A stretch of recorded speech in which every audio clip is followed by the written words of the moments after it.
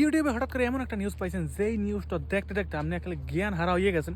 মানে দুর্নীতির মধ্যে যে আছেন এই খেয়ালটাই আপনার মধ্যে নাই।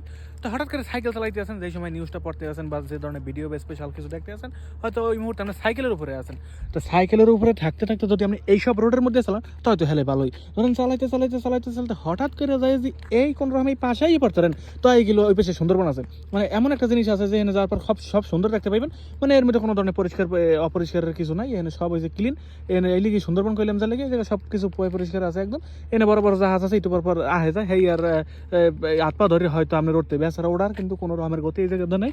যদি কোনো সময় ইতালির এইসব পড়ে আহেন বা ইতালির এই সব এলাকায় আর কি মাছ টাছ ধরে বা টুরিস্ট এলাকা যে জায়গায় আর কি অনেকে বড় বড় জাহাজ নিজেকে ব্যক্তিগত জাহাজ লিয়ে ঘুরতে পড়তে যায়, এই যে সব জায়গায় এলে খুব সাবধান থাকবেন। এই যে আমি আর আমার ছোটো ভাই এই যে মেশিনটা লিয়ে আসলাম, ব্যাটারি রেডি লিয়ে আসলাম এই জায়গায় ঘুরতে। সো আমার পরে এই জায়গাতে খুব সাবধান থাকতে হবে রাত্রে, কারণ রাতে কোনোভাবে যদি এইসবের মধ্যে আহি তাহলে বেশি বিপদের সম্মুখীন হইতে হয়।